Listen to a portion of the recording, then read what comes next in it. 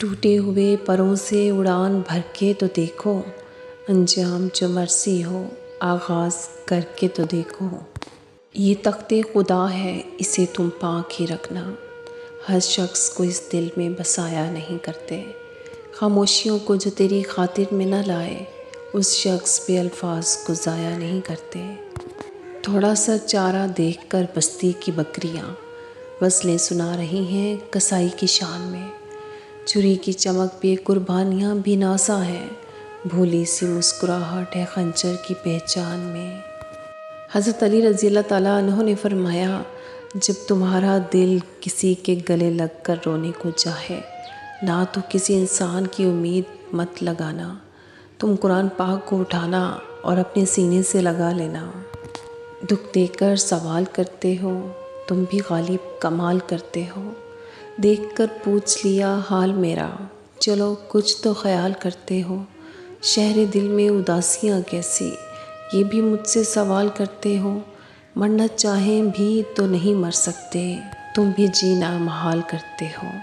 اب کس کس کی مثال دوں تمہیں، ہر ستم بے مثال کرتے ہو۔ کبھی کبھی تو سخت سے سخت الفاظ بولنے والے کو یہ اندازہ بھی نہیں ہوتا کہ سننے والے کو یہ الفاظ کب تک یاد رہیں گے۔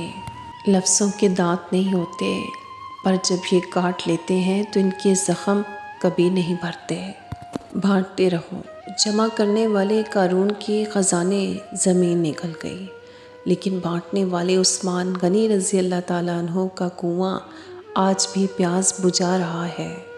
پیدائش سے لے کر مرنے تک چاہے لاکھ رشتے بن جائیں، مگر ایک ماں جیسی محبت کرنے والی اور باپ کی طرح خیال رکھنے والا انسان کبھی نہیں ملتا۔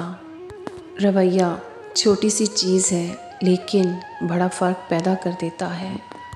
اپنی زندگی کو اس درخت کی طرح بناؤ جو تنہا کھڑے ہو کر سورج کی تپش برداشت کرتا ہے، لیکن اپنے دامن میں آنے والے کو سکون بخشتا ہے۔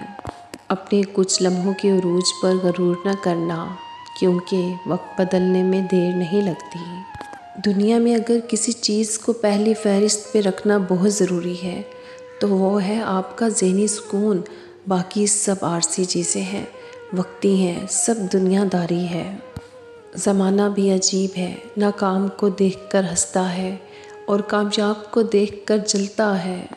سلسلہ ہی نہ ہوتا، کوئی گلہ ہی نہ ہوتا، یا تو مل گیا ہوتا یا پھر ملا ہی نہ ہوتا۔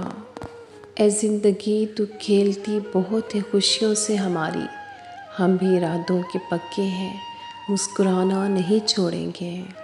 تم غیروں کی بات کرتے ہو، ہم نے اپنے بھی آزمائے ہیں، لوگ کانٹوں سے بچ کے چلتے ہیں، ہم نے پھولوں سے زخم کھائے ہیں۔ غسل، کفن، دعا، دفن اور پھر کہانی ختم۔ دنیا تھکا دینے والی ہے، انتہائی تھکا دینے والی ہے، اتنی تھکا دینے والی ہے کہ اگر اللہ تعالیٰ کی شفقت نہ ہوتی تو ہم برباد ہو چکے ہوتے۔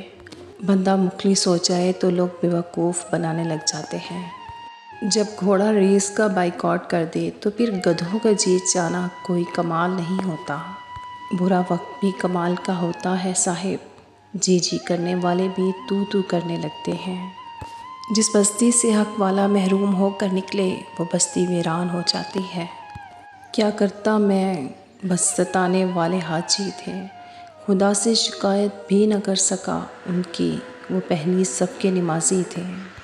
آپ اپنوں کے ساتھ اچھا کریں یہ اہم ہے، وہ بھی آپ کے ساتھ اچھا ہی کریں گے وہم ہے۔ مرد کو اپنے ہی گھر کا فرد بننے کے لیے پیسوں کی ضرورت ہوتی ہے۔ جب میں نے اکیلے مشکل اور بدترین وقت گزار لیا تو اب اس بات کی پرواہ نہیں کہ میری زندگی میں کون ہے اور کون نہیں۔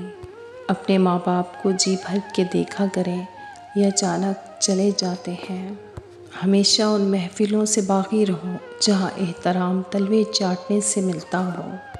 غریب مرد جانتا ہے کہ وہ غریب ہے، جبکہ غریب عورت سمجھتی ہے کہ وہ بس غلط مرد کے ساتھ ہے۔ 4 باتیں یاد رکھنا۔ غم بڑھیں تو سمجھو ماں ناراض ہے۔ نمبر 2، مشکلیں بڑھیں تو سمجھو باپ ناراض ہے۔ نمبر 3، رزق میں کمی ہو تو سمجھو بیوی ناراض ہے۔